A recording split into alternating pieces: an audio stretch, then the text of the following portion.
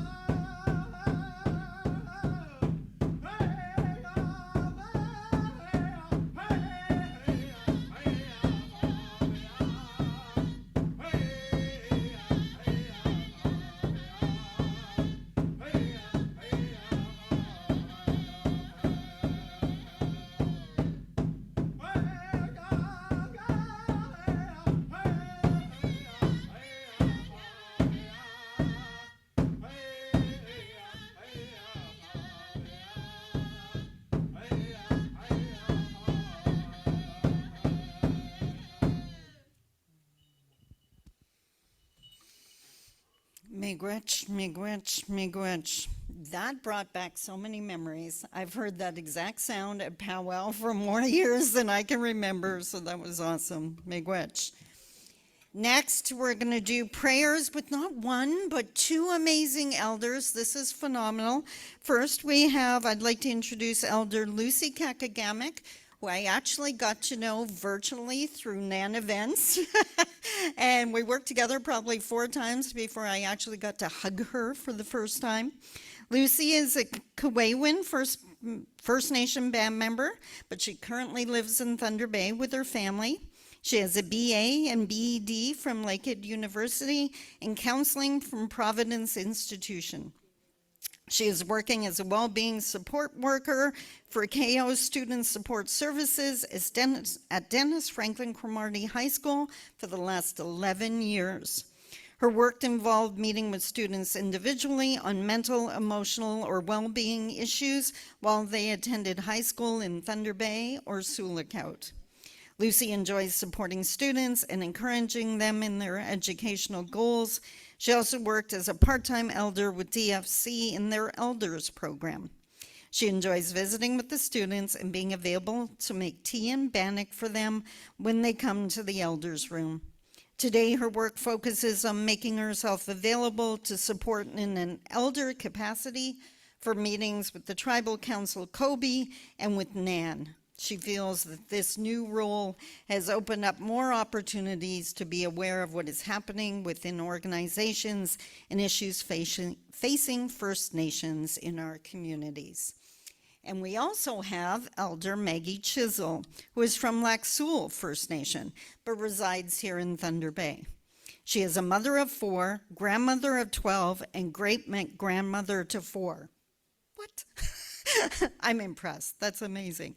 Maggie has traveled to the Anishinaabe Nation communities for the past 40 years in various capacities.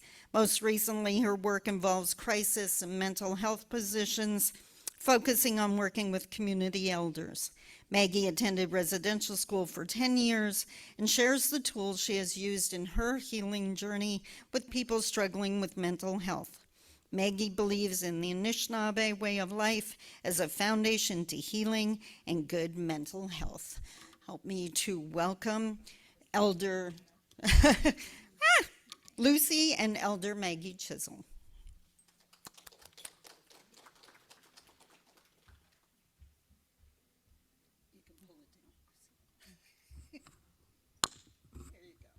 Bonjour, Wajir. Good morning. Thank you for the introduction, Sandy. Just want to welcome everybody. Shawen Mcgoman, you just look outside. Shawen Mcgoman, we got Minagishgak, Egi Mina Nebayak, Ego Gayagak Neminiayak, and hopefully that we can have more people coming in for this conference. I'm honored to be here. Thank you. And I just, thank you. And I'll just open up in prayer.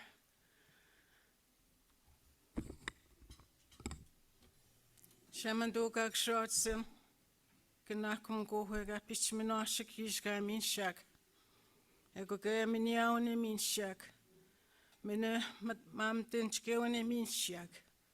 Ego goewa wat the mage pishminashigak showing the sigishgag showing pshag hugagishgak. Kine takunaman hugagishgak. Kine exchin dagsian. Kaganon gumine paksen miakumaju showing the man who maujutun. Oishkunun gadashgade gagokea gagonaga jikiminiawat. Himagaj puxag the sigishga. Gawan hag don kazak hag do ajapin good gamajawat gana yagdo. Kagwechum go Jesus shupag naman kin humachi ayan. Egomina kagitawen egon stamagewen shupagit naman. Mishika gwechum go no gonok utan quick skoni ganin hesian quinoat. Amishipak send me on to show en mato. O God, our Father, our Creator, we acknowledge you this morning. For this beautiful day, we thank you for health and strength for each one of us here. We ask you, God, that you will bless this meeting, this conference, God. I pray for much wisdom and direction, Father, for We know that it only comes from you, the direction for each one of us. And we ask you that you will give wisdom for those that will be facilitating and representing, Father. We ask you for direction, God, and we pray that you protect our families and our children and grandchildren today. We just ask this all in your precious name. Jesus, we zonik.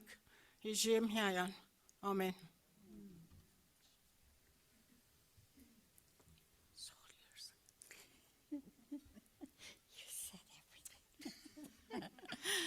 Anyway, my name is Maggie Chisel. Makaute kwe nin. Ubijukang doanchi na men do them. Keni mi gochitikitu ma I segayan. I'm grateful too today to see another day, a beautiful day, and I sincerely hope that spring is on its way.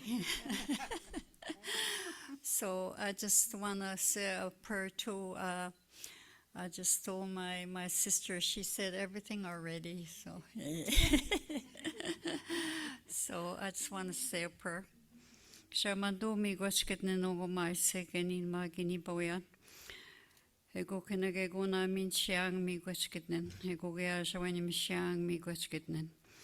Mi gochke moja gabbi wichu siang, moja ke abzagi siang. Moja ke abonenda mo siang yue ki pangishnang. Mi gochketnen. Ego tas ki goch menongo mai sek jemando. Mano shawani mi siang mina nongom ha gijikak. Going to go no key watch. Kanawene me, when you gave no achi, chine the march, when you gave chicken magi watch. Mino go measure goichman go nyoke. Aka Ajagi macha watch. Mi gochkitnen, keabe, eganoinimato. Mi goch indicate the goinyoke, ni jansnanik, no senanik, dan kopitananik. Migoch getnen kshamanto. Migoch, migoch, migoch, migoch. Migoch.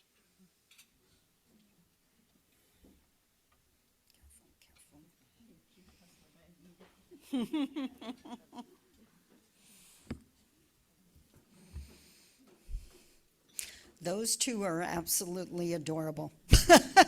It is so easy to laugh and enjoy the babies, but if you let the elders just be themselves together, they're adorable. So I totally enjoy that. Next, welcoming remarks from Deputy Grand Chief Bobby Narcisse.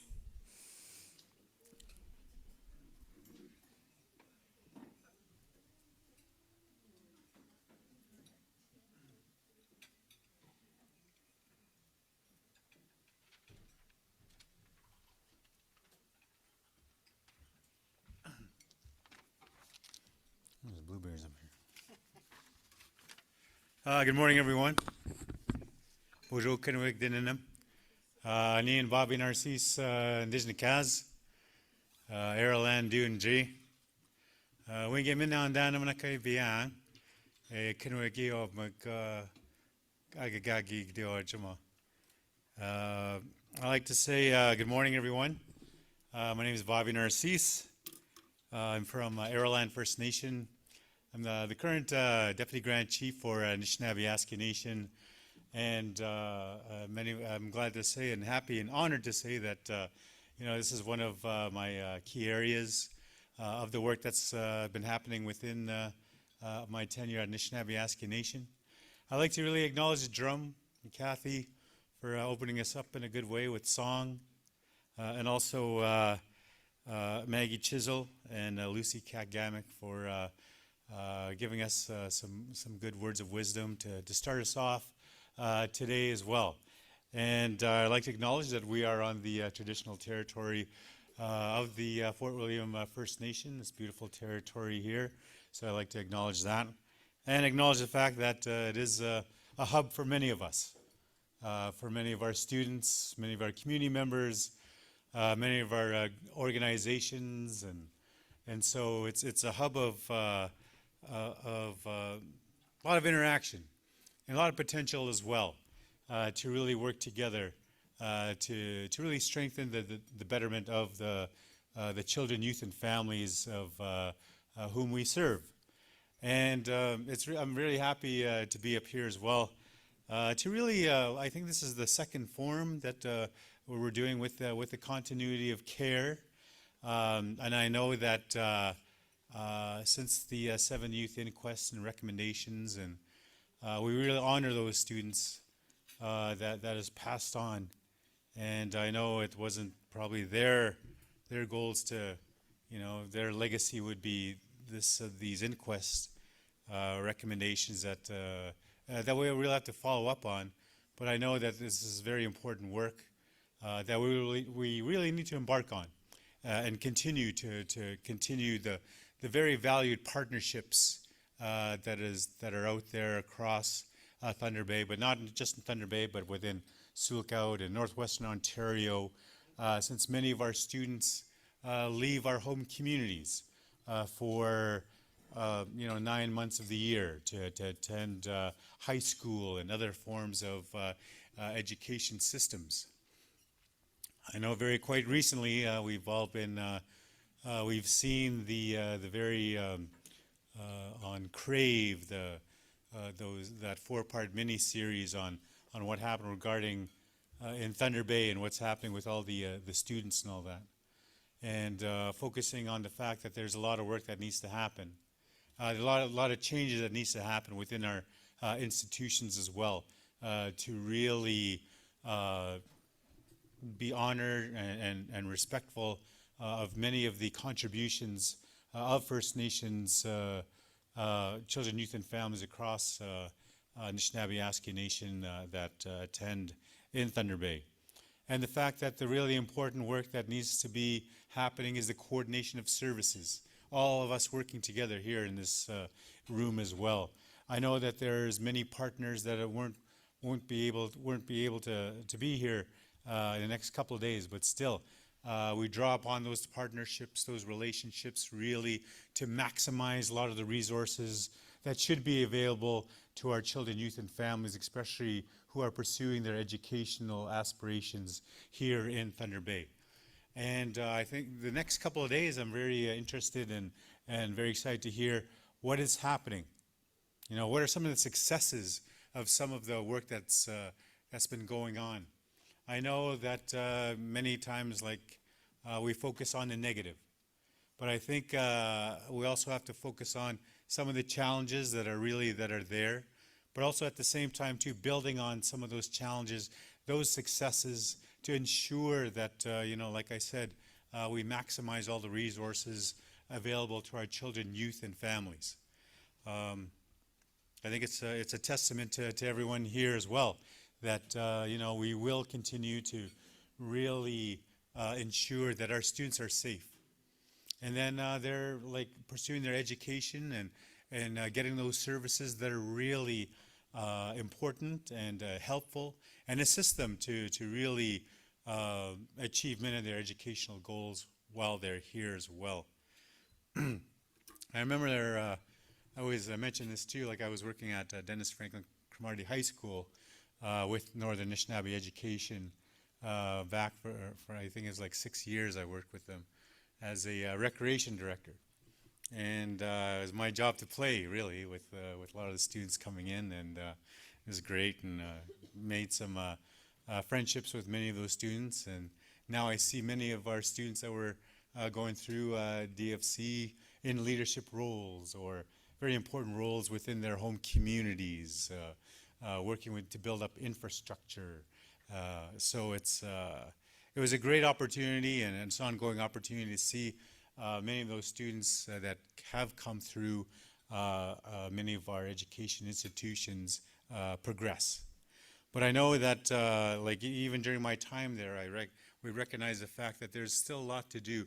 There's a lot of areas that we can really assist our students, even not just the 8:30 to 3:30 time during school, but it's still an ongoing full 24-hour job to really work with our students who are here as well, and who are going through some various challenges like mental health, missing their homes, and a lot of the times it was my job too to really talk to many of the parents from up north, and letting them know that their students are involved in this extracurricular activities. They're involved in all these different areas as well. But I noticed the fact even then that the importance of partnerships and partnerships among different community groups and organizations, and even like service agencies like Thunder Bay Police or the hospital, mental health. We need to really improve on all those coordinated levels of services as we move ahead, especially with the circle of care that we're going to be talking about in the next couple of days. But I just want to say welcome on behalf of the Anishinaabe ASCII executive. We recognize and affirm that the work goes on. Although that there is some challenges facing Anishinaabe ASCII Nation, but we really affirm that we still have a responsibility to our children, youth, and families within education.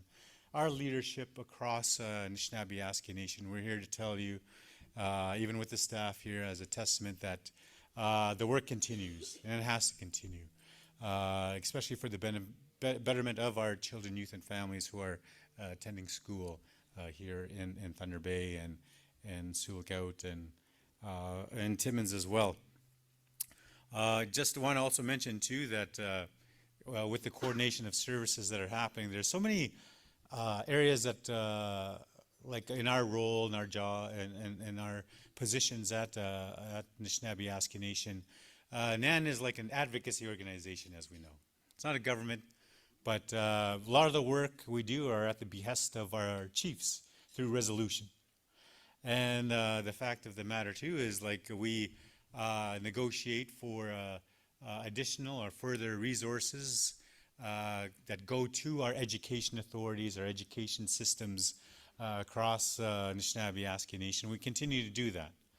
And I'm here to say too that Anishinaabe ASCII Nation, with its 49 communities, are very distinct and very diverse, as you know.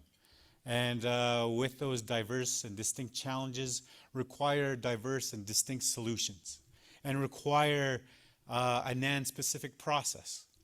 And so over the past year or so, we have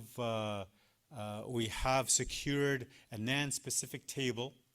We're calling it the NAN Education Reset Table, where we need to have the pace of reform for our education systems, for our students, our teachers, our support staff. The pace of reform has been quite slow, and we need to speed that up. We need to have more resources and commitments from the Crown to ensure that they live up to their treaty obligations, especially within education as well. So it's also our role and our job and our station to really negotiate with all levels of government to maximize all resources to really build on our education systems across Anishinaabe ASCII Nation. So I'm happy to say that we are still working in that regard. We are meeting with Patty Haiju and at a higher level. I know many of our negotiators always focused on working with all due respect to the many bureaucrats within all levels of government, but many times they weren't decision makers. So they'd always say, I'll take it back, and I'll let you know if we're able to make those investments within our First Nation communities. So I'm a firm believer that in a nation-to-nation process, there has to be high-level decision makers at the table with us to really determine a true pathway of our Indigenous-led, community-based education systems and ideas when we're moving ahead. So that work continues, and I really like to acknowledge our staff and our support teams as well to ensure that all those outstanding priorities are still brought to the table whenever there is high-level negotiations moving on. But I think I'm going to conclude right there. I'm looking forward to the next couple of days. I know we have Pam Palmater is going to be here to be a keynote speaker. Also, Eddie Robinson will be in attendance to share their knowledge and expertise with many of the participants here that are joining us here, and also online and in the cyber world over there. So we welcome them. But yeah, so I just want to say Chimigwech, and I'll be around for the next couple of days to also answer questions or hear some comments on some of your initiatives as well, and some of the outstanding priorities that your education systems are facing as well.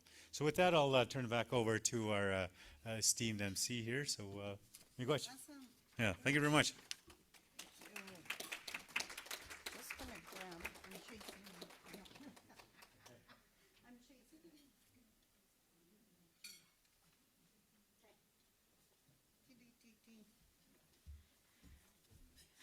Okay, now I'm just going to give you some housekeeping information just to help you navigate your way through this event. I do encourage you to take a second to look over the agenda, and I have to make this comment. I hope this is clear to youth, because anyone over 50, you're testing my prescription with this agenda. So if you need to break out a magnifying glass, don't feel bad about it. It makes sense. Okay, that doesn't help. You know, some people. Okay. After at 9:45, we're going to start with the student panel. And I don't know about you, I've had the chance to MC a few of those, and the power and the knowledge and the wisdom that comes out of our youth sharing their truths, I am so looking forward to that. Then we're going to have a health break. And today, well, the last time we did this event, it was virtual.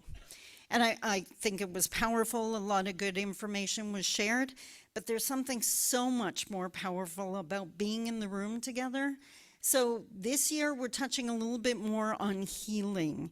And at 11 o'clock, we're going to be hearing from Jodi and Trixie talking about healing our grief. We're going to do lunch, and then Gloria Ranger's here for a powwow warm-up. Have fun. That woman is high energy. I am so impressed with her. We're then going to do breakout sessions and then come back for Matawa Education's Youth Inquest Journey and an NNEC wrap-up before the review at the end of the day. I do want to remind you, as the Deputy Grand Chief mentioned, this is a hybrid event. Some of us are in the room, some of us are joining online, which is why the camera in the back corner. So if you're a presenter, every now and then, if you can glance over there and say hi to the people online, I'm certain they'd appreciate being included. If you are in the audience and at some point you want to ask a question, give us 2 seconds to run over to you with a microphone, because if there isn't a mic, then the people online aren't going to hear it. Either that or the presenter has to repeat the question to make sure to include them. Now, you each should have received your little reference handbook. If you didn't, then I know you snuck past the front desk. Not sure how you did that, but impressive. If you could go back there at some point and sign in, that would be absolutely awesome. We're asking you to sign in each morning and when you come back from lunch. We want to find out how many people wandered off at lunch. And we're going to track you. The elders that we just heard from, Lucy Kakagamick and Maggie Chisel, along with mental health professional Roseanne Wesley. Hi, girl. Okay. They are here to help support anyone that may find this information challenging. I mean, we're here talking about a very serious topic. Joking is all fun, but we got important work to discuss. Now, we also have rooms 246 and 236 set aside if you just need a moment of privacy. Those rooms are located upstairs, and there is a sacred fire in the teepee outside. If you want to find the teepee, you got to head back towards the lobby, but instead of turning right to go to the front desk, just kind of go outside through the doors in front of you, and it'll be right there. We are not above giveaway gifts. I'm a huge fan of bribery. It worked with my kids. We will be giving away gift cards, including Best Buy, Tim Hortons, Walmart, Superstore, and MasterCard. So stick around. You must be present to win. So you can't just think about being here. You have to actually be in the room. And the conference coordinators are located at the desk right outside. If you have any questions, I'm not sure which room I'm supposed to go to, or come find me and I'll find someone with the information because it probably won't be me. Okay, just giving you a heads up. We have about 5 minutes before the student panel starts. Good time to refresh your coffee or whatever. Give someone a hug if you haven't seen them in a while. And it gives a chance for the students to gather and come up to the front. Okay, so we'll be back at 9:45 with the student panel. Miigwech. Well, okay. So first off, I'm going to turn the mic over to you guys, and I would like you to take turns just letting us know your name, what community you're from, and what school you attend. Whoever wants to go first. They both reach for the mics. This is going to be awesome. Okay.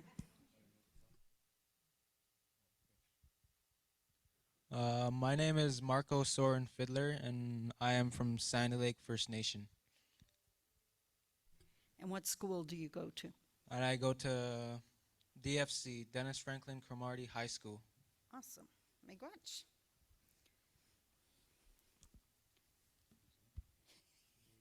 Technology, yes.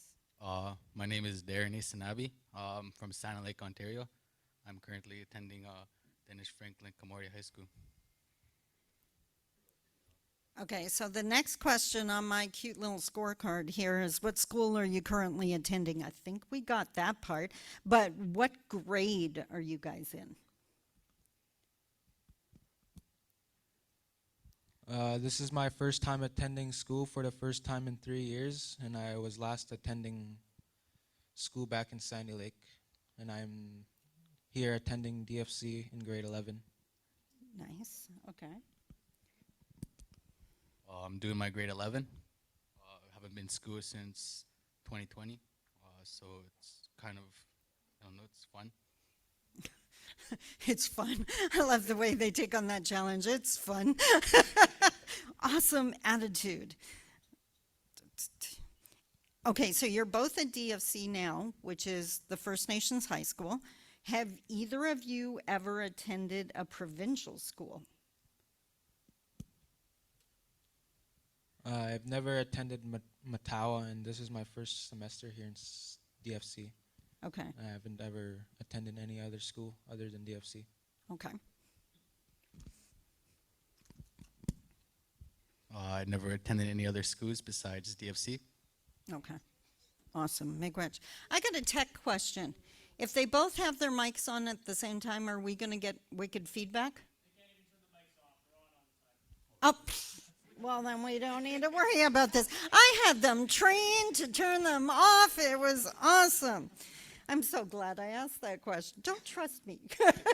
I fall off stages. You shouldn't listen to anything I say. Okay. Right? Seriously. Okay, serious question now, because I can't even imagine your answer. But the question is, how did you find having to go to school during the pandemic? Did it make a difference in your ability to learn? So whoever wants to go first. During the COVID-19 pandemic, I slowly stopped working on my education, and I couldn't get used to doing online classes. I couldn't get used to having the motivation because I was doing it on my own. I didn't have support around me to continue my education during the pandemic. The effect it had on my learning was massive. I couldn't really problem solve like I did before, and the way of thinking was different from before the pandemic. I kind of felt like I was being dumb for a bit. Wow, yeah. But being out here has revived my school and my hopes of pursuing a future career. Awesome. Thank you so much for your honesty. That was amazing. Miigwech. I didn't have no motivation to do schooling during the pandemic. Kind of had a short like a setback because I had a baby. So I just decided to work and just stop my schooling. But then decided to come back out while he got older. So I'm here. Awesome. Can we give them both a round of applause for trying again and daring to come back? If you at all feel bad about what you just said, there's some of us who lost the motivation to shower. So, like, just got to keep this in perspective here, right? Okay, next. What 2 key challenges, and I'm certain you've had several, I want you to pick 2 key challenges that you faced while attending high school. I really missed being in my hometown. I was out of my zone and I didn't really feel comfortable for a while. Adapting to a new lifestyle and living out here in the city was kind of overwhelming. I needed to feel the rhythm, and eventually I did feel comfortable being out here. Overall, it was really great about being here for school. My other obstacle was meeting new people. Before coming out here, I was ready to make new friends. Then once I came out here, I just didn't really talk that much. And I felt like I was out of place and I had difficulty talking, and I couldn't really initiate or hold on to conversations. I felt awkward most of the time, honestly, but I did make a really few good friends towards the end of the semester. I really happy about meeting my new friends and achieving my little goal before I came out here. Awesome, awesome. Miigwech. Well, my first obstacle was getting used to new boarding parents, boarding home. It was kind of uncomfortable being around them, not building a friendship, a relationship. Just kind of switched boarding homes because I wasn't comfortable with them and they weren't comfortable with me. But my other obstacle was getting used to the city and getting around with the bus, transit, and getting used to these people in the city. I hear ya. What supports were in place or available to help you overcome those challenges? How did you find out about the available supports or services while attending high school? I had a counselor to talk about how I was feeling and how I was adapting to this new lifestyle. I also had the support of NNEC. I feel they really know what they're doing and I could just trust them whenever I'm in need. I was told if I needed a ride or if I could just call, if I needed something to eat or just go out and about. Even if I was just feeling upset about something, NNEC was always a call away for extra support when needed. Wow, awesome. Darren. My supports were my friends. Every time I went through something, they were there for me. And when I needed to find out about extracurricular activities, they'll tell me there's the gym, there's the complex, there's after school sports, and the teachers by asking them questions because I was too scared to ask on call for help or anything like that. Okay. How did you get over being scared? Just by talking to my friends. They were Okay. telling me everything was going to be okay. Awesome, awesome. Now the big one. This is always the big one. What advice would you give to future high school students? My advice for future high school students is to never give up on yourself and to keep striving towards success in your dreams. Be the best of you for yourself, for your future, and the people around you. Love that. Can we get that on a billboard or something? Thank you. Darren. What I would say to someone, a new student, someone that's going to school, I would just tell them to go to school every day and just do their work because there's no way you can fail if you just show up and hand in paperwork. Did the adults in the room hear that?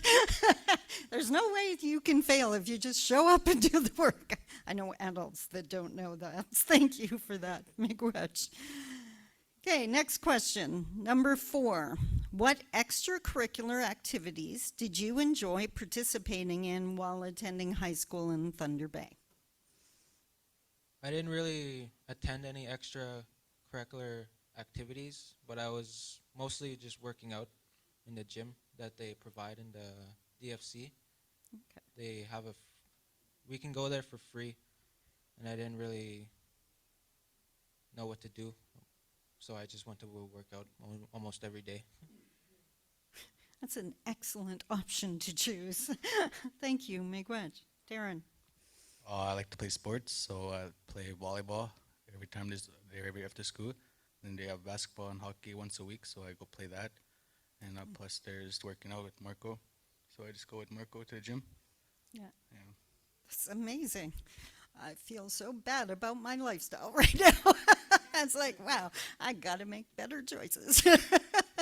Okay, next one. How did you find out about available extracurricular activities while in Thunder Bay? So how did you find out about this stuff? Mostly through teachers and friends that were attending these activities, and I just wanted to get into the frame of mind too, of what they were feeling about going into these activities. That's amazing. Awesome. Darren? Just tell my teachers that I'm bored, nothing to do, and they would tell me there's the complex and they do after school sports and they do weekends. Excellent. Yeah, the ever popular, I'm bored. How many of us can relate to hearing that? Right. Okay, next. Do you feel that there were enough extracurricular activities available? And if not, what are your suggestions for additional activities? I mostly wanted to make changes to just myself mostly. I need to go out more, and I need to focus on the activities that are being provided and being comfortable around the school. All in all, I don't really have any suggestions towards DFC because they've done so much, and I just feel like they can't really extend anymore, but if they could, then they should. Excellent. Awesome. Thank you. Darren? I don't really think they should add anything else. There's after school sports, they have everything there. They even provide weekends, quicker activities. DFC is getting a great report card here. This is amazing.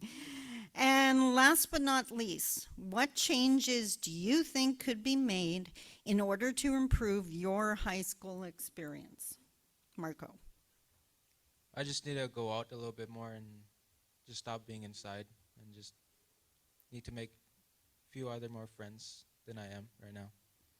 And I need to have like more people around me, a role model to look up to, and just all in all, just being there.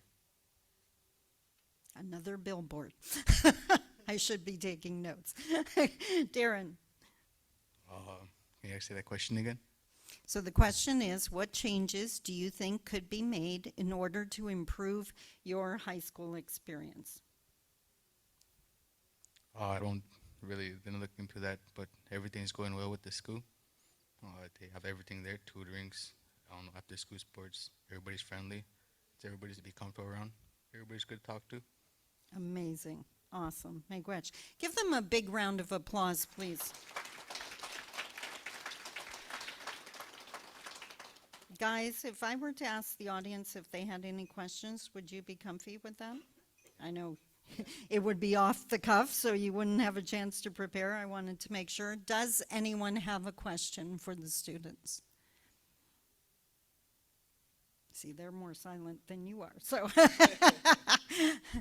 Anybody?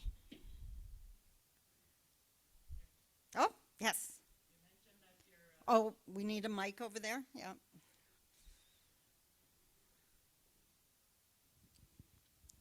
I think. Hello? Okay, we need a working mic over there. If that turns on. Check. Check. Okay, What's that? I can ask the question now? Okay. I'll repeat it. Okay. Okay, my question is, did you say you're a father now? Did you bring your family out with you? Okay, so Darren was asked, because he's a dad now, if he brought his family out with him. I'm not with my son's mom, but then I have a good relationship with her. And when she does come out here for medical trips, I do go see my son when she's out here. Oh, that's awesome. Miigwech. Thank you for sharing that. Anybody else? Okay, Roseanne. Oh, microphone behind you. When you guys are here in the city, where do you guys stay? I know they have the boarding homes, so are you staying with family or at a boarding home, and how is that going for you? I switched boarding homes after a while for like, I was with my boarding home for 2 months, and then I had to switch due to problems with my boarding home. And right now I'm at County Park side. That's way down there. And I have to take like an hour bus ride just to get to school. And usually I just fall asleep too. Extra nap. But right now at my current boarding home, it's really doing good and it's going well, and I feel really comfortable other than my other boarding home, because I really had really big issues with my other boarding home. Okay. Awesome. Miigwech. Darren. I stay with a boarding home. I don't really have family out here in the city. I switched boarding homes a couple months ago because they weren't comfortable with me. And I got a new boarding home, but then I feel more comfortable and more safe with him than I did in my last home. Awesome. Miigwech. Are there any questions from the people online? No. Okay. How long before you were moved from one boarding home to another boarding home? Just curious, because I was a boarding home student as well back in my day, and it adds trauma when you live in a bad boarding home, and to not have that guidance that you have right now with your boarding home, and then DFC, the guidance that you have with them. We didn't have that when I was going to school, and I'm sitting here thinking, I wish we would have had this when I was going to school, because I know a lot of my friends, they missed home. There was the culture barrier, language, living with somebody else, trust, and being scared, loneliness, all those things set in. And I wish we had a school like DFC when I was going to school, because I know the outcome would have been better, and I just makes me happy to know that there's that school here and you have all the guidance, and it sounds like you're in good hands. Thank you. Thank you for sharing. Awesome. Miigwech. Oh, a question over here. Where the mic? Oh, we need the mic. Hang on 2 seconds. Sorry. For the people online, we need the mic. Thank you, Sandy. We're so excited for you, and what a great presentation you've shared with us this morning. Thank you. We've invested now in your future. Can you just share a little bit about what you hope happens next, something you're interested in or passionate about? I'm really interested in doing music, Nice. and I don't really have any other type of dream that I want to go towards other than just music. So I really am passionate about music, and I don't know how to play a guitar or any instrument right now, but I will obviously try to learn my best in the DFC because they provide instruments. Nice. Awesome. Thank you. Darren? I'm not really comfortable with coming back to school at an old age, but don't really have any passion for anything. I like sports, I like music, I just want to have a good paying job, something I love to do, go college for it, just so I can say I did it. That's what I want to do. Yes. I love that answer. So I can say I did it. Yes. Anybody else with questions? Oh, over in the corner. We got this guy running laps with the microphone. Hi, thank you. Just to introduce myself, I'm Mike Heinzman. I'm the comms guy from NAN, in case you're wondering why he's sitting over here. But I was really moved by your words. Very interesting. I'm curious. You mentioned something about doing more extracurricular activities in the city, what kind of things would you like to see? Or opportunities to be available to you while you're here? Right now, I wouldn't really know because this is just my first semester, and I really am getting just comfortable, and I would just want to go outside more, being safe outside, because I really do. I walk around in my reserve like almost every day, and I just want to walk around out here, but I just really can't. They tell me not to, and that it's too dangerous, and I just want to see more scenery, because it's really beautiful once you see like the scenes out there, and I wish I could just see more without feeling in danger or anything like that. Wow. I hope everyone wrote that point down. That was, wow. Darren. Well, I would like to see more outdoor activities, more sports being played outside, like hiking, running, some more cooked activities, just being outside instead of being indoors. And that's pretty much it. Awesome. Miigwech. You guys did amazing and fielded all those questions. Let's give them one more round of applause. That was fantastic. Now, obviously, the panel didn't take quite as long because we had half as many people. So the next event is actually happening at 11. So you have a chance to network with each other and talk and introduce yourself and chat with the students if they don't go running out of here that I just said that. So hopefully not. I do have gifts. Because, like I said, we're into bribery around here. And it's all good. I fully condone it. So, Marco, for you.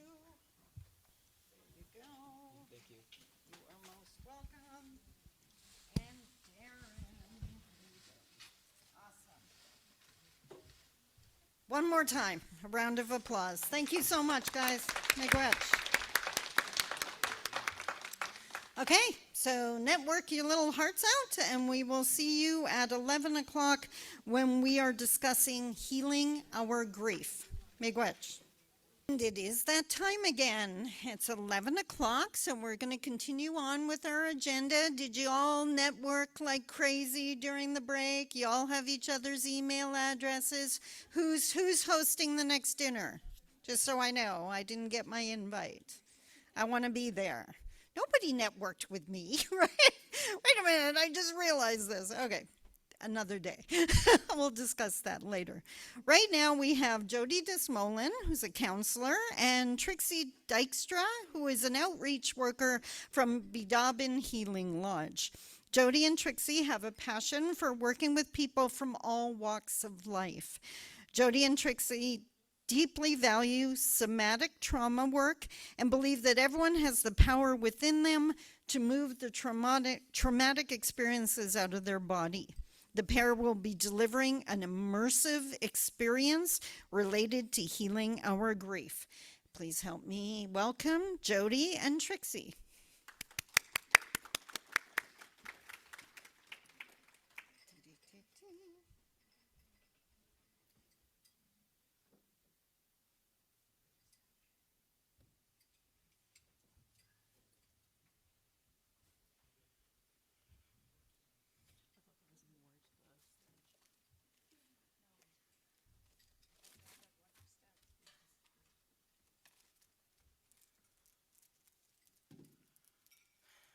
Good morning.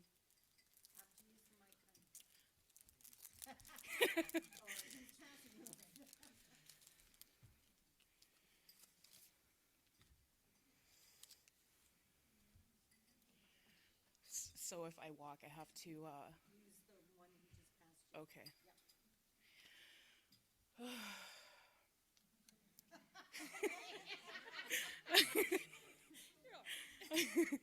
Good morning, everyone.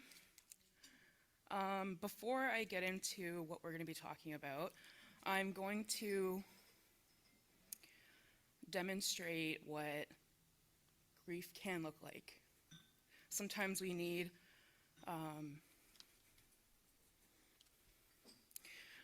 to see what that looks like. We can't just talk about it. Or feel it. So where's, oh. I'll hold it for you. You're gonna follow me? Yep. So can you hear me here? Yep. Okay. So these stickers here that I have, this will represent past griefs.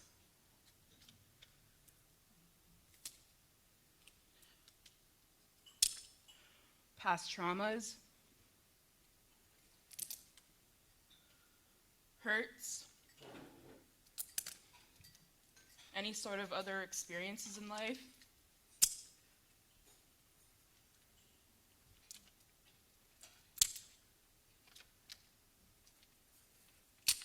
Current responsibilities.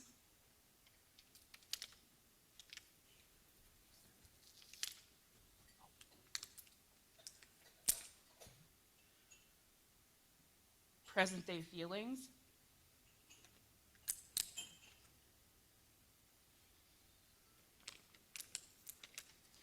And, you know, we have a number of things that happen in our lives. When grief happens, it happens because we lose something or someone. So remember, this here is all of the past, and this can be a present day loss.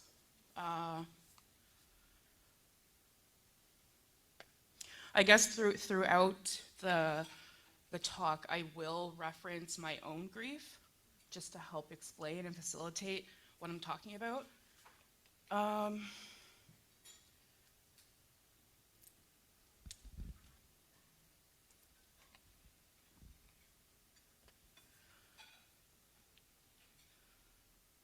This will signify a grief that I'm currently working with, of my own, the loss of my brother. So, the grief shows up, I've lost him, and this is what it's looking like. You can see it, hear it, feel it, and the biggest point that I want to bring with this exercise is we need to deal with the pain in order to heal. We need to look at the pain. And so how do you do that? How do you integrate it into your life? Because one thing I want you to pay attention to is this talk is called Healing Our Grief and not Healing from Grief. And there's a purpose for that. I'm not running away from this. I'm not putting it anywhere else. I need to take it and make it my own.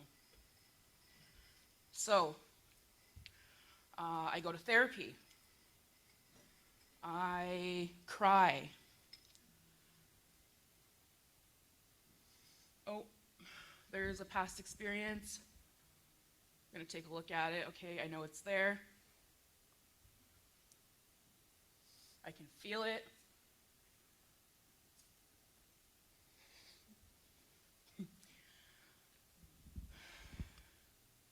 Right now, my hands are quite messy. My face is quite messy. And so using my body as a vessel just to demonstrate this, this is what grief can look like when you're dealing with it. It's messy. But over time, as you keep integrating it, it'll sink in. Our lives will go back to equilibrium, whatever that looks like.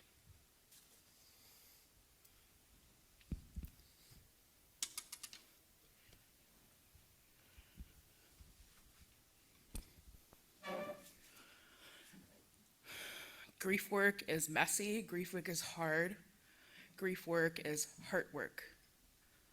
It is hard work too.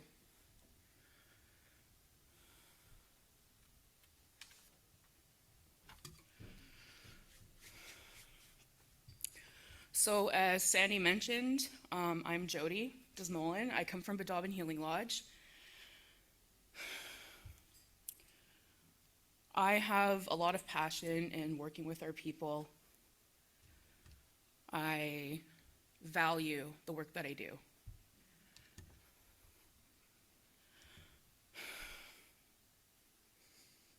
I work with a lot of hard things, both in my personal life and my professional life. But that is where my passion lies, is when my personal and professional life come together in order to be that guide. I don't do the work for people. I simply sit with them because we have our answers.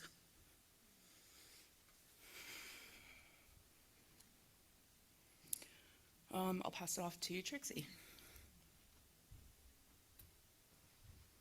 Hi, my name is Trixie. I am the community outreach worker at Badabin Healing Lodge. This week I've had the honor and the privilege of attending 2 small First Nation communities where we did hands-on learning. You know, we did art nights. Last week we made drums and turtle rattles. And it's such a comforting feeling, you know, when I'm in those communities.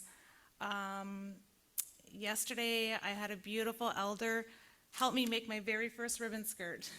And, you know, it was such a humbling, proud moment. I'm very honored to be here today. Thank you for inviting us. Miigwech.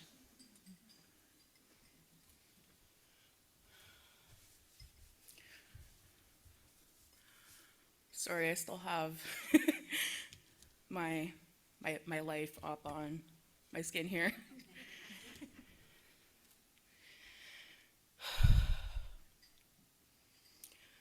Before I begin and keep going on about what grief is, I want to take a moment to acknowledge what we're here to be talking about. And it really broke my heart to hear those young men talk about their experiences. Marco saying that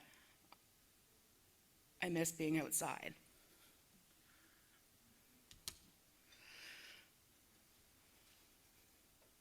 That's terrible.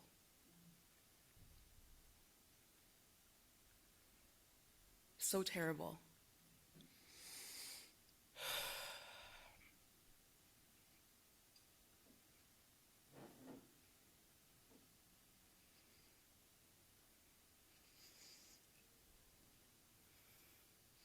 And so the very topic that we're getting into is grief. And that's what that is he's missing home. He is missing such a natural part of his life. And that is what we need. We need to move away from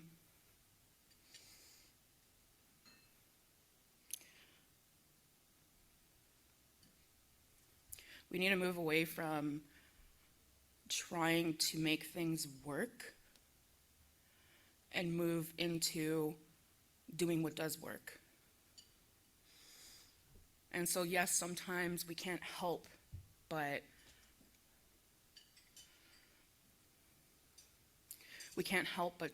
bring them to school in a city.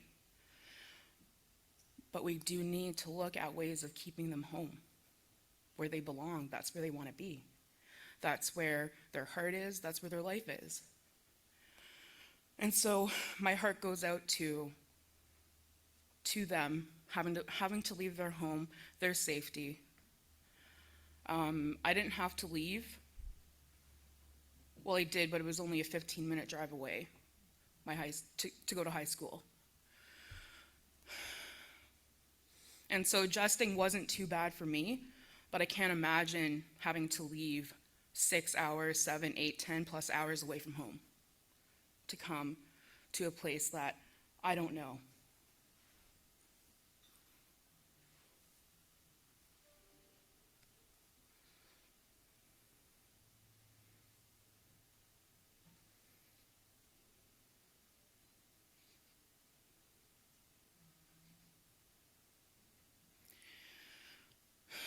So what is grief?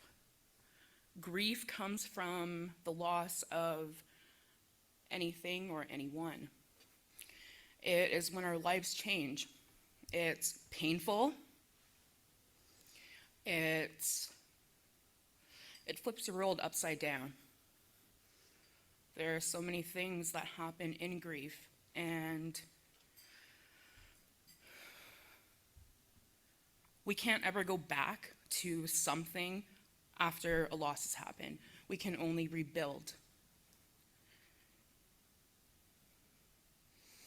And any experience that you could think of, any feeling, when we talk about, what happens in grief, anything that happens after a loss, that is grief.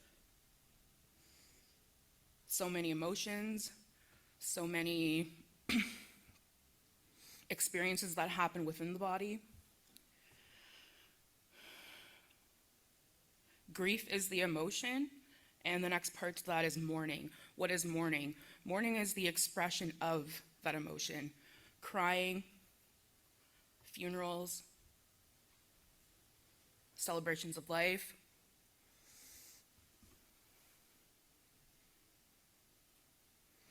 Some cultures even celebrate. They have parties for people who have died. They celebrate that. It's a happy time. So, there's not any one way that is the right way to be grieving. Any way that I grieve, Trixie, or anyone here, the way that we grieve is the right way. Whatever is made for us.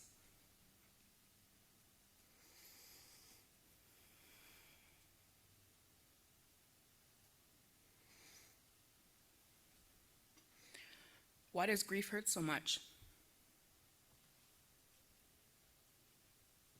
Well, aside from feeling stuff in our body, which can be really uncomfortable, we have to deal with the emotional pain, the mental pain. One of the answers to that question, why does grief hurt so much, lies within the concept of grief as a motivational state. And what I mean by that is grief, the emotion, the feeling, it causes us discomfort. And in that discomfort, we want to fix. I don't want this right now. I want things back to the way it was.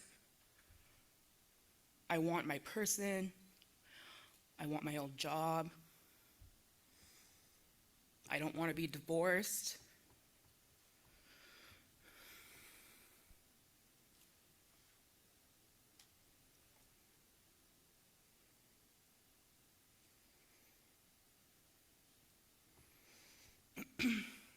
So imagine all of us, we're somewhere in the bush, we're lost, and at some point, we come across this pail of water. We have been lost for 3 days. We're hungry. We are thirsty. We're scared. This pail of water, it's there and it's like, okay, we get to drink. However, we get closer and we see that this pail of water is behind 3 feet of glass, encased in 3 feet of glass. There's no way that we can break it. We just can't get into it. And so what do? Some might keep moving on, but there's a good chance that there will be people who stay and try to fix what is wrong. People who will stay and try to get that water. How can I get that water? There has to be a way. But as I said, there's no way for that. And so we're there and we feel helpless. We're antsy. Those things are still there. And so this experience, that is motivation to make something happen. And so when we look at grief, the motivation we have there is when someone dies or something changes, we want them back. We want things the way they were before. But you can't get that back. You can't get them back. And the next 2 days we're here for the 7 youth. This is based on the 7 youth inquest. More deaths have happened since. People are dropping like flies, and that shouldn't be happening. But it is, and that's painful.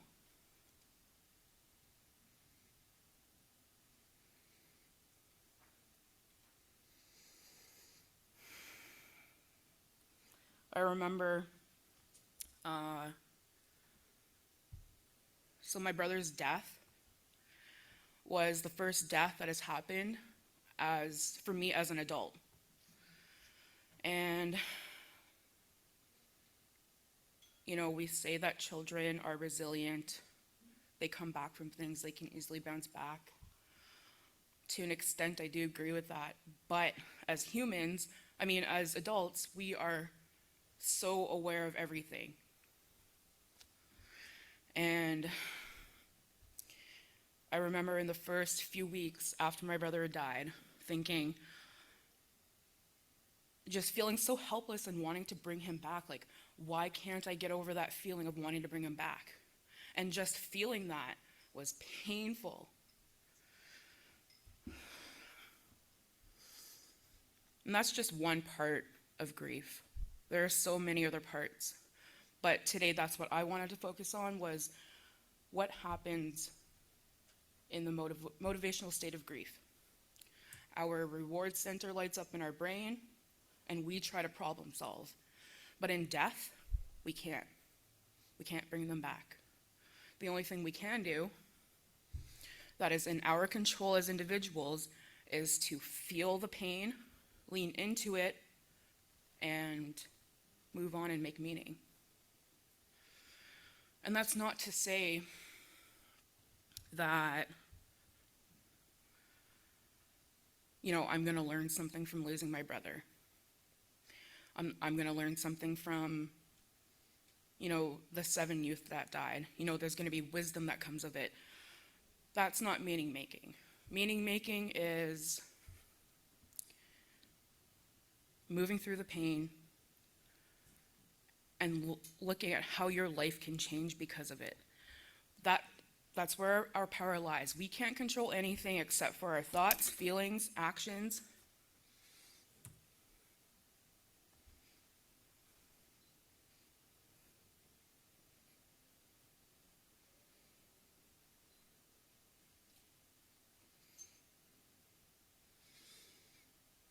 But when we know that that's what we can do, that's where we get to do the work. And it's an opportunity. An opportunity that, under very crappy circumstances, yes, but nonetheless an opportunity to grow. We have no choice but to grow. And if we're not growing, where are we? Addiction, homelessness, violence, death, trauma after trauma after trauma.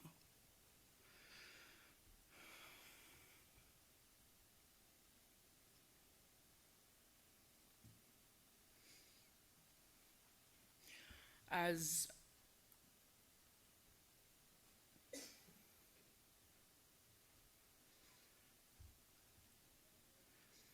service providers, we need to be acutely aware of the pain that our people are facing.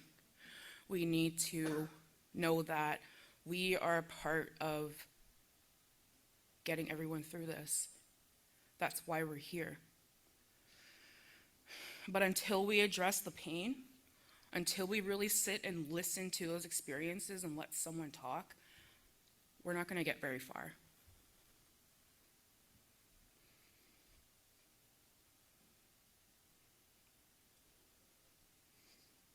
before I move on, are there any questions?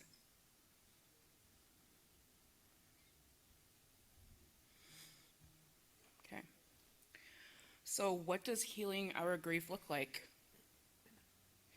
Again, as I said before, it's not healing from our grief, it's healing our grief. Because we're not healing, like, what are we healing from? We can't just leave our grief here and then keep on going. Our grief will continue to integrate within our lives, our experiences,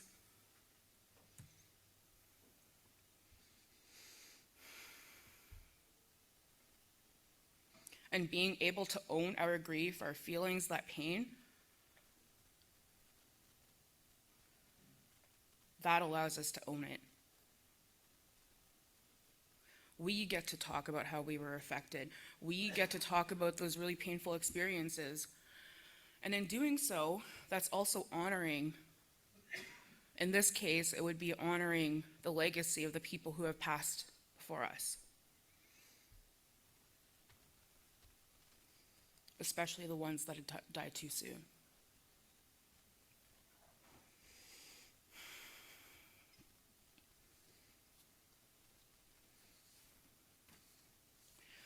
For most people, everyone, the process of moving on looks different. It's not going to be the same. And that's an important point that I want to bring up, is because there are times when, in our grief, we look over at a family member or a friend and say, you know what, don't you miss them too? Did you not care about them? But we can't do that because our grief is our own and their grief is their own.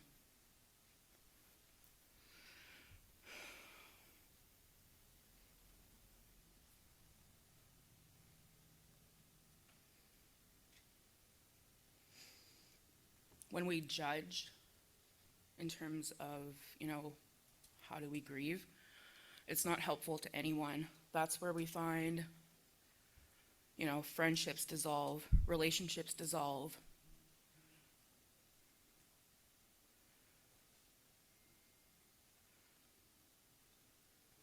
Is there any family members here of the 7 youth?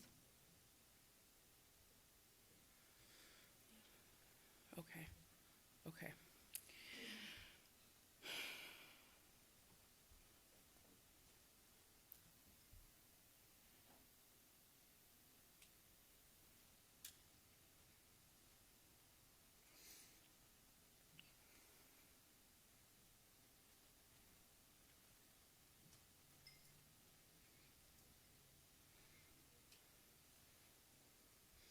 So you don't have to answer with the microphone. You can if you want, but what I wanted to know was,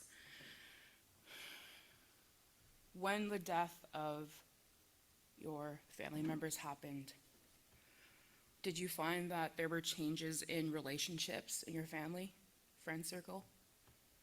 Yeah.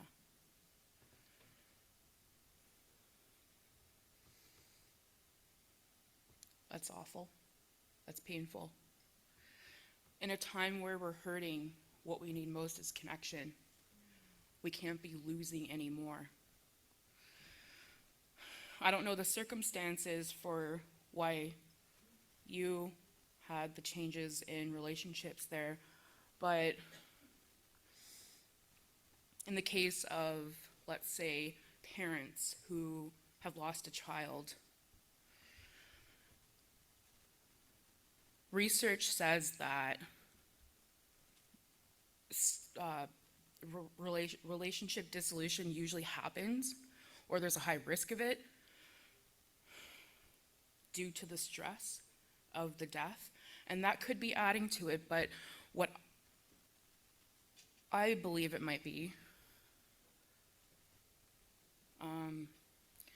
is a judgment from each partner to one another in the way they're grieving. And then you have people falling apart there. But that can't happen. You need to keep connected.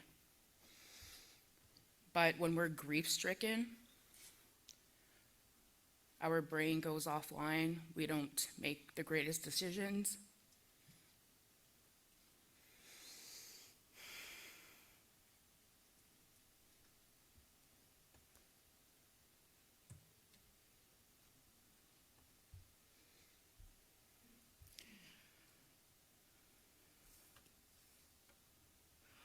So healing our grief, what does that look like? It looks like whatever you want it to be.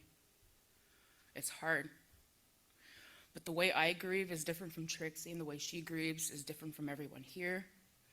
And we are entitled to grieve in whatever the hell way we want. But what I really want to drive home there is we need to feel the painful feelings. We need to be aware of, oh, that really hurts my heart. That really hurts my back. It's sitting on my shoulders. It's somewhere in my body.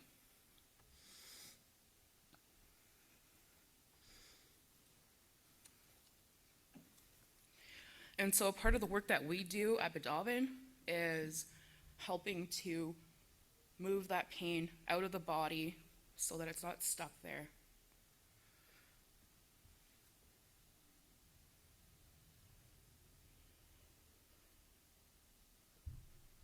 That's just one way of healing pain, healing grief. Healing grief doesn't mean that it's going to be gone. Healing grief just means that we learn to live. We learn to cope.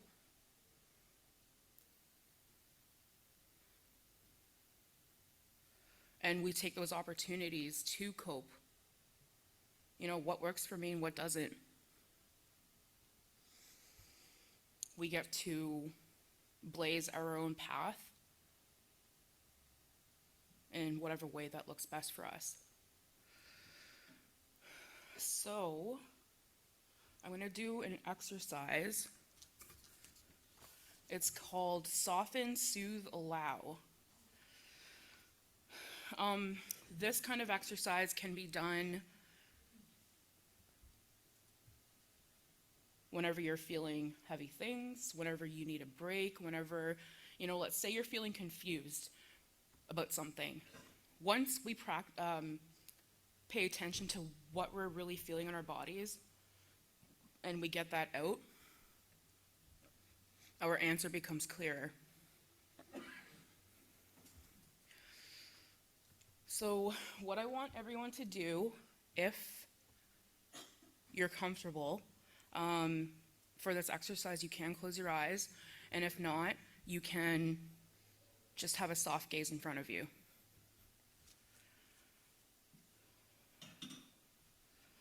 Find a comfortable position. Close your eyes and take 3 relaxing breaths.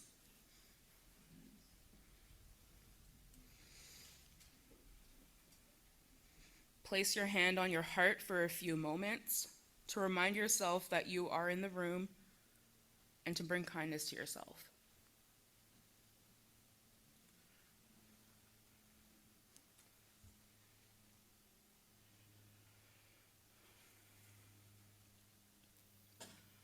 Let yourself recall a mild, moderately difficult situation that you are in right now. Maybe it's stress in a relationship, or a loved one is in pain, or you're in pain.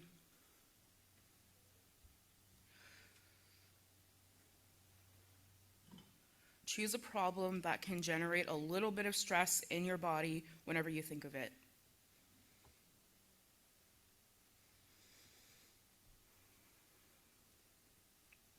Now clearly visualize the situation. Who was there? What was said? What happened?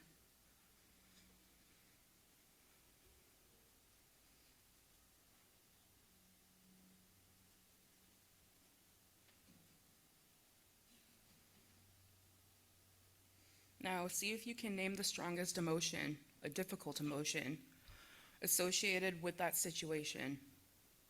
Anger, sadness,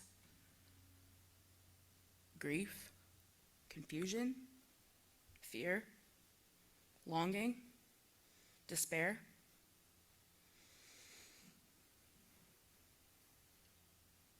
Repeat the name of the emotion to yourself in a gentle, understanding voice, as if you were validating for a friend what they were feeling. Oh, that's longing. Yeah, that's grief. Yeah, that's sadness.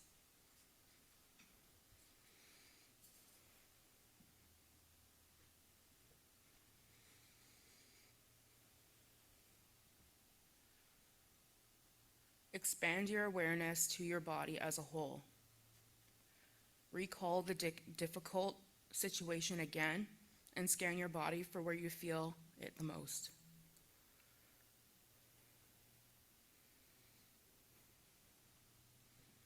In your mind's eye, sweep your body from head to toe, stopping where you can sense a little bit of tension or discomfort.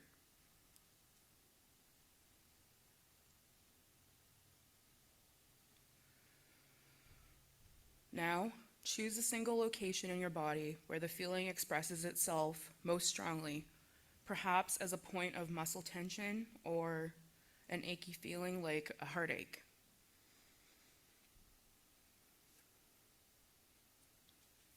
In your mind, incline gently toward the spot or move toward it.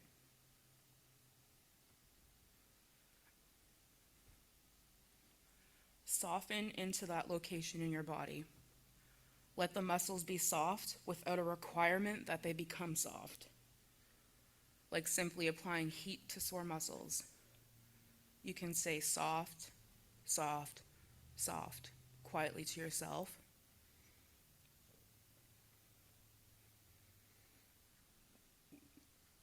Remember that you're not trying to make the sensation go away.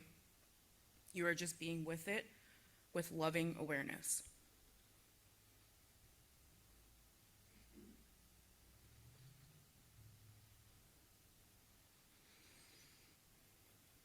You can let yourself just soften around the edges, like around the edges of a pancake. No need to go all the way in. Soothe yourself for struggling this way. Put your hand over your heart and feel your body breathe. Perhaps kind words arise in our minds such as, "Oh my dear, this is such a painful experience. I'm so sorry, it's so hard for you right now."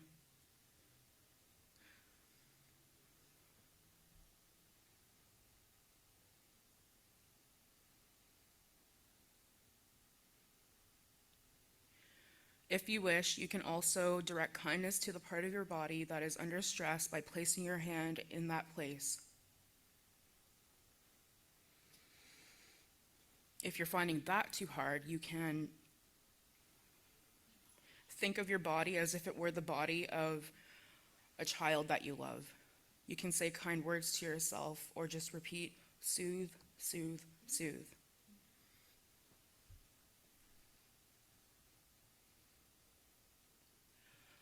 Allow the discomfort to be there.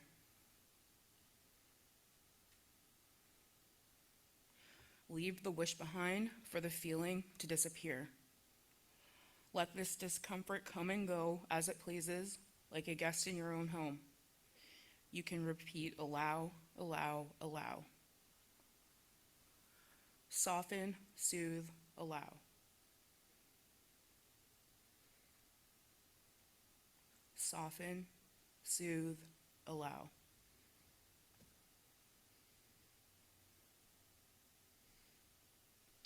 Soften, soothe, allow.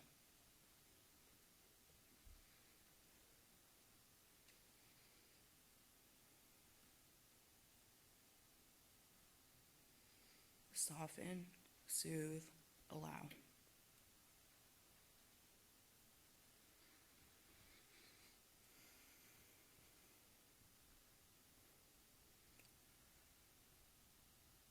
So we're going to ease back into the room.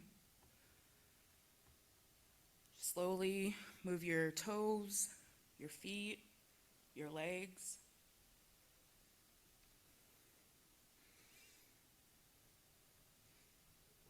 Pay attention to your abdomen, your chest, your back, your shoulders. Give your fingers a wiggle. Notice your arms. Up to your shoulders again.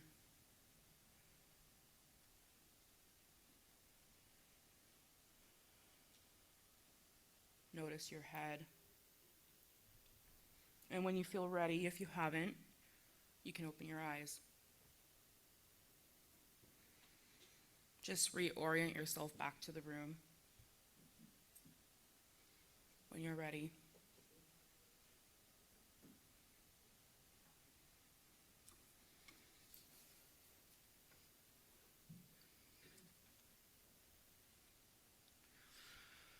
What was that like? Did anyone find it hard to stay present? Anyone find it hard to, or did anyone find it easy to slip in? So when we're dealing with grief, we need to love ourselves. We need to love ourselves through the process. We can't judge ourselves. And one way of loving ourselves is to do something like that. Being one with your body, your emotions, your feelings, literally in your body. And just letting it be. No judgment.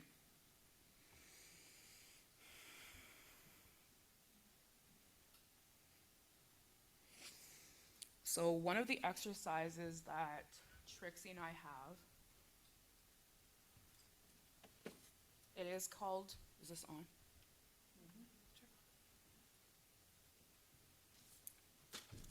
Hello? Hi? Oh.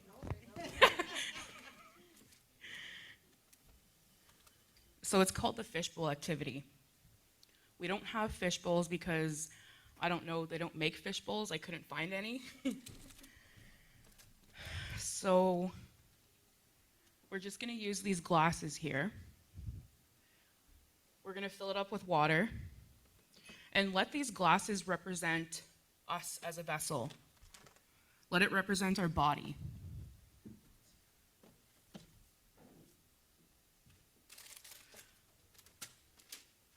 Do I have a few volunteers? So what you would be doing is you'll come up, you'll have food coloring there. Sorry, that microphone was a little wonky. So you'll have the food coloring, and you can come up. I'll invite you up to, you can take a loss that you're dealing with. You could take any sort of hard feelings that you're dealing with. It could be anything. But you're going to use the food coloring, and you're going to put drops into the water. So like for me, if I use my brother's death, you know, my brother died. I have anger, I feel sadness, I feel guilt, I feel shame. And then once you're done, you'll go back to your seat, and then we'll move on to the next part of it. So is there anyone that's willing to take a risk? Trixie and I will demonstrate ourselves before anyone comes up. Okay. I'll come up.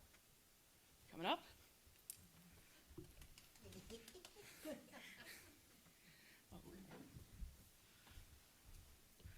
Roseanne, right? Yep. Okay. So I'll get you to hold this. Sure. What I want you to do is you're going to pour the water in the glass. This is you. Use whatever colors you want, how much you want, and you're going to use whatever loss or feelings or whatever. Okay?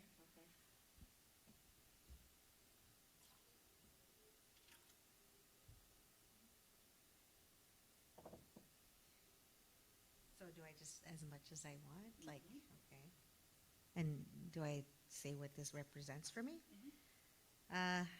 This represents some anger for something that happened to my daughter.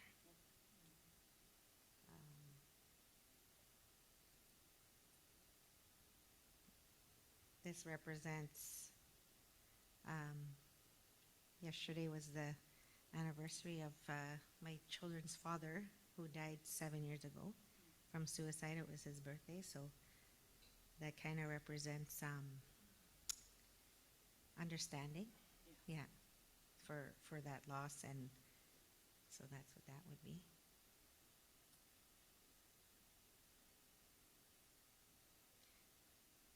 There was a lot. I guess this is coming to terms with that. Because my daughter was the one that reminded me that it was his birthday. It just slipped my mind, but she made sure that we put out food for him and tobacco last night, and so that's kind of what the yellow represents, I guess. And this one would represent what other? There's a lot of the crying that I've done, I guess, and it's been lots. I've cried lots and lots and lots. And you know what? When you talk about crying and feeling that emotion, it's very true of how that can help us to just have those feelings, because I did that a lot after his death. And I know that that's what helped me. And I know that was something that I wasn't allowed to do growing up. You know, I grew up with my grandparents from residential school, and we weren't allowed to cry. So being able to do it now as an adult, understanding myself, and allowing myself to do that is huge, right? And the work that I do as a social worker, as mental health counselor, therapist, that is something that I'm okay with. I embrace when they cry. It's just because that's what needs to happen, and that's what a lot of people don't know how to do. Yeah. It's a big thing. There's all that trauma, right? So, yeah, so that's kind of what I thought about when you said, when you talked about grief, and I just thought I'd volunteer to share that. Yeah, thank you. Just to say, you know, we all have things that we are dealing with in grief. It could be anything, and in different stages, and you know, things hitting us. I guess I can also add one more. Recently, one of my second cousins passed, and it was sudden, and he was young, and it was very you just can't believe it. It's out of nowhere, and you have your family grieving, so there's that sadness for them, wanting to be there. I couldn't travel there, but acknowledging it and just saying, you know, letting them know I love them and sending support. And so, yeah, so it's always around us, grief. Yes. It's always there. Yes. And yeah, so that's it, miigwech. Thank you, Roseanne. Oh.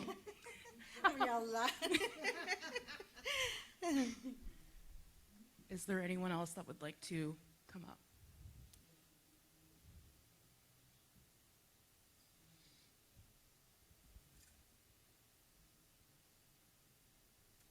Did you want to go?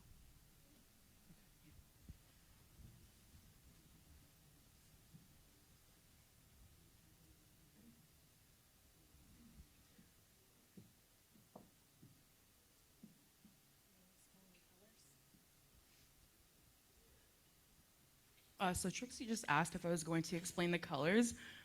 Oh, myself. Oh, so I'm doing this. Okay.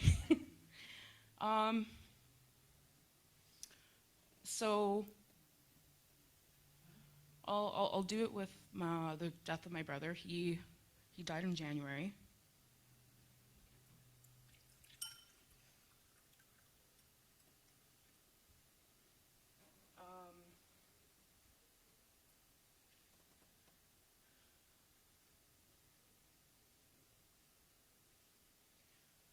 So I don't think these colors have any sort of representation for what it is. But for me, I guess I'll talk about where I am right now. I'm doing a lot of learning, a lot of self-reflecting. And again, as I said, this death in my life has opened my eyes to a lot. Not only for myself, but for others. I will read a part of my journal soon. But right now, I miss him. I'm more feeling the anger now than shock as it was before.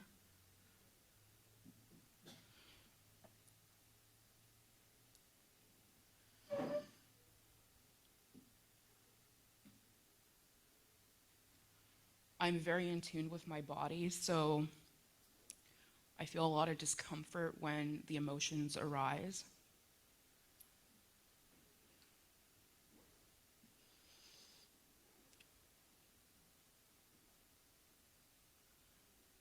Guilt, a lot of guilt.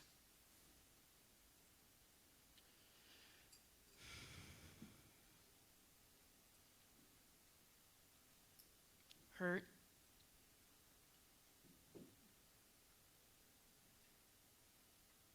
My old abandonment wounds are affected by this loss. So that's being triggered.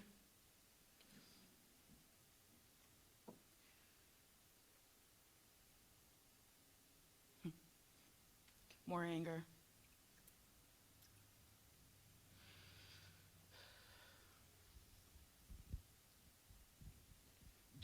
I think that's all for me right now. Did you want to do? Yeah.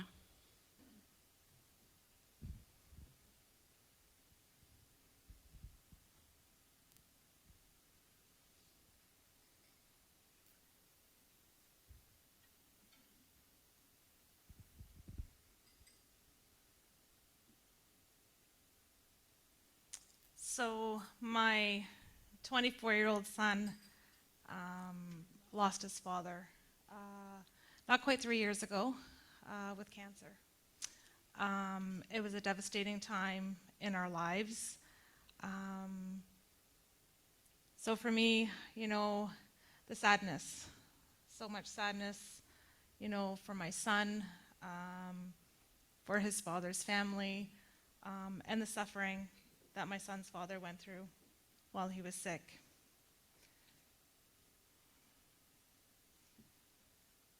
I also experienced a lot of hurt and anger for the many years that we weren't able to co-parent together, those years that I would never get back. So I felt a lot of hurt because of that.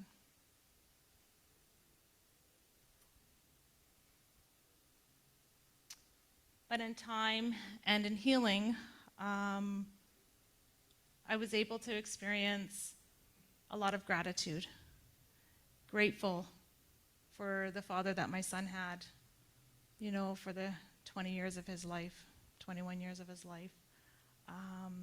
Grateful for the teachings and the experiences that his father left him and that he will carry on, with his little brother and hopefully with his own children one day. So I'm definitely feeling a lot of gratitude.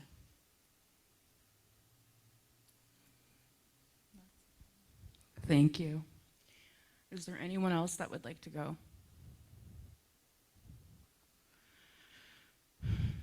Okay, so I'm going to invite Roseanne back up. And just bring the bucket over.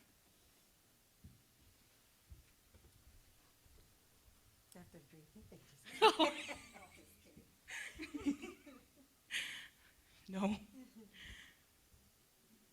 We don't want to put that back in. Okay, so I'm going to get you to grab your cup. You'll put it in here. Just set it in there. And then you're going to get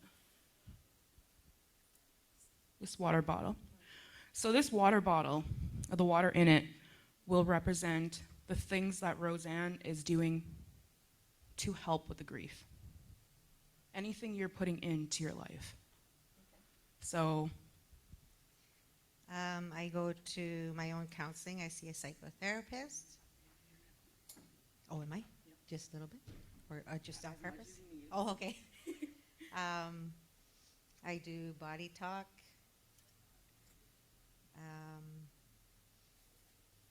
I have a puppy that helps me.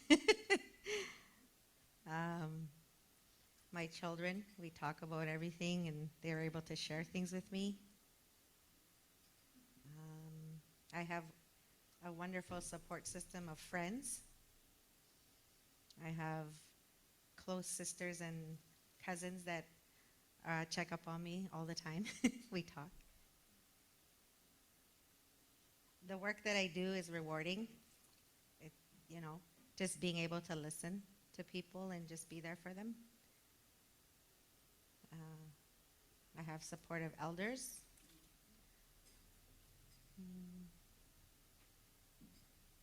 Reading helps me a lot. Just read so much. And being able to just feel the emotions and cry when I need to. That's a big thing. And feeling my body and what I know I'm hurting, but I'm going to be okay. And just going through those motions, I think that's a big thing too. And also the support from my boyfriend. He's wonderful and kind. And just being here with everybody, it helps to just be here for people and share these things. So that's all that comes to mind right now. thank you. So the cups may have been a little too small for the amount of food coloring we used, but over time, as we continue working on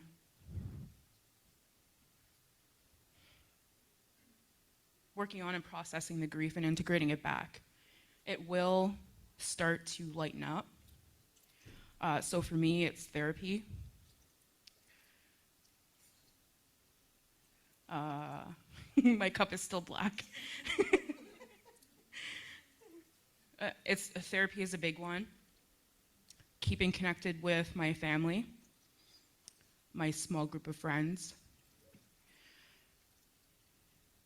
And within recent months, probably since December, knowing that I have it within my body to, and so does everyone else, we have it within our bodies to eventually take the grief. It's still black. It's okay, so over time, it does get lighter. You can kind of see some lightness there. Did you want to do yours?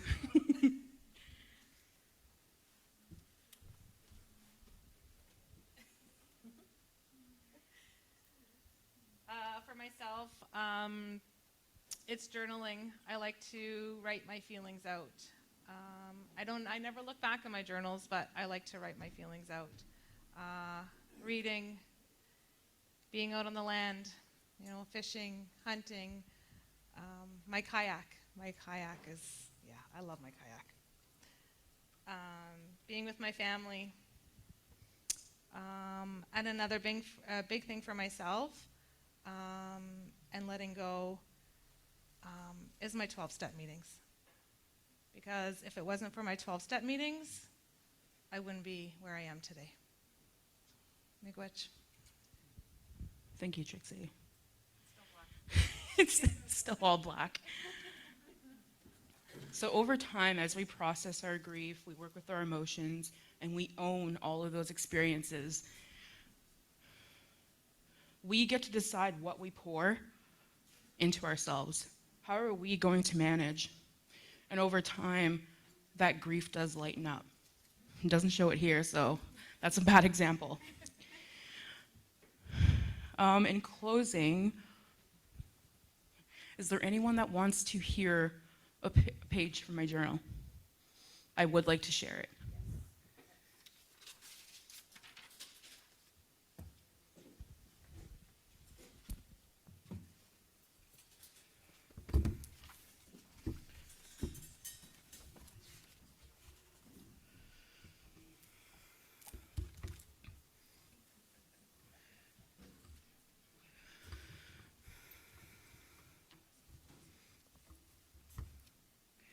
So this was written February 4th, a month after my brother overdosed. And like Trixie, I don't ever read back, so this I'm rereading this for the first time, so it's kind of like hearing it for the first time. My journey through grief is abundant. I have so many feelings. Some days I don't know what to do with them. These feelings are sitting in my muscles and within the intricacies of my mind. My spirit is going through some tough times, but I know it's also being enriched with a lot of good things.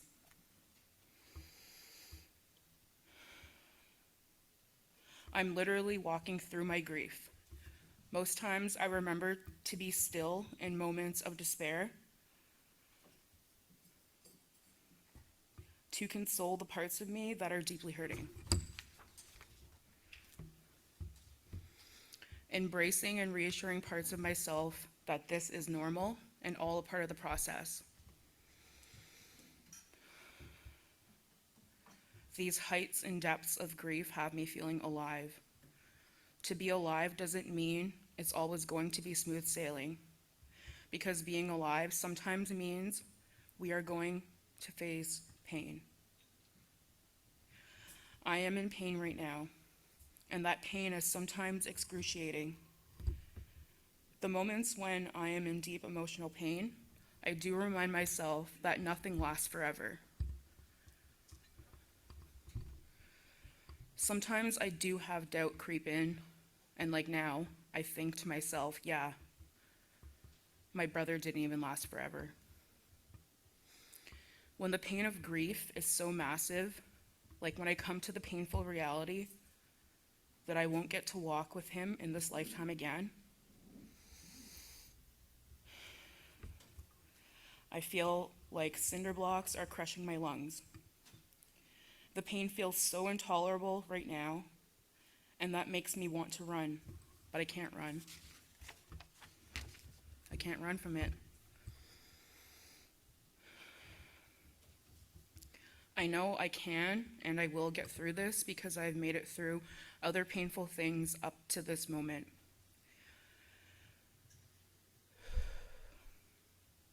The heights of grief have my body feeling unsteady, and the depths of grief have my lungs hungry for air.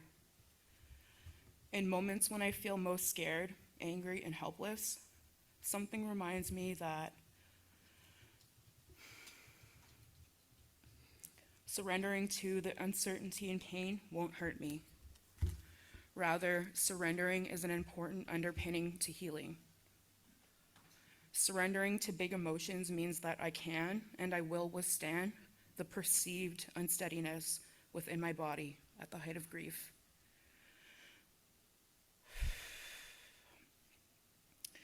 And I can and I will withstand the perceived compression my lungs seem to be under when I'm in the depths of grief. Surrendering to the anger, sadness, and fear means I am free from trying to control a very necessary and human experience.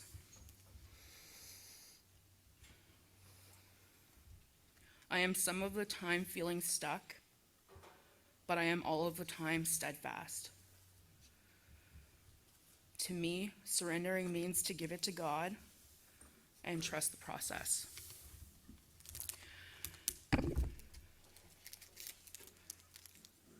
Dealing with grief is a huge process, And we have a lot of work in helping our people do that. We need to help one another. Thank you for your time. Thank you for witnessing what grief can look like. Really black. I'm done.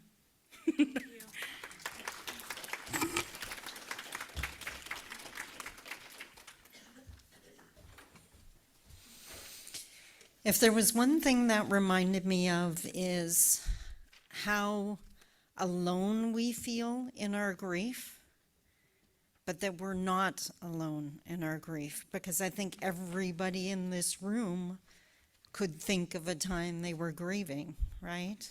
So we're actually about to, did you have a question? Yep. There's a mic behind you. Hi, I did have a question. I've watched many family members and stuff like that go through that grieving process. How can I, as an outsider of their grief, help them more? Like, what would be the most appropriate thing to say or do, or, you know, these are the things that nobody speaks about. And I think that I'd like to know. I don't know. Yeah, that's a really good point. Is this on? Yep. That's a really good point. One of the biggest things that I've been taught is in my schooling, in working with the seasoned workers that I work with, is that in those moments, people just want to be listened to. They want to be heard. And hearing someone isn't just hearing with our ears, it's hearing with our bodies. And by that, I mean sitting with that discomfort we might have in those moments.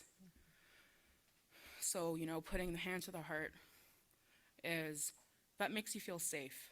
It's kind of like a reminder of a hug, literally hugging yourself. So in those moments, it's not necessarily what do I say, it's I don't need to say anything to you, but know that I'm here with you. And sometimes I'm gonna feel your pain, and that might make me cry. Or I might get angry because I'm triggered by something from my past. Kind of a loaded question. A really good question though. But if you wanted to say anything, it's to let them know that, because a lot of people think they're a burden when they're talking about their stuff. And if you're there wanting to listen, it's a really good idea to let them know, I really want to listen to you. I hear you, I feel you. I'm all yours. But in taking care of ourselves, again, if we can't be there for them in that moment, it's saying, I really do want to listen to you. Can we do it another time? Because sometimes we don't have that room to give. And it's about not hurting people any more than they are. Awesome. Does that answer your question? Yeah, just listen. Thank you. Okay, Jodi and Trixie, we have gifts for you. I take credit for this. I spent all night shopping. No, I didn't. Thank you.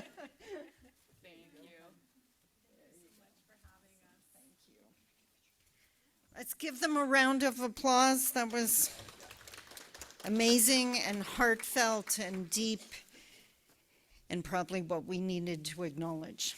Awesome. It is now lunch break. We are breaking, I believe the food is here. We will be taking the break until 1 o'clock, and then we'll be coming back and starting right at 1. That may involve prizes that you have to be here for. Just saying, just putting it out there. So enjoy your lunch, take care of you, and I'll see you again at 1. Miigwech.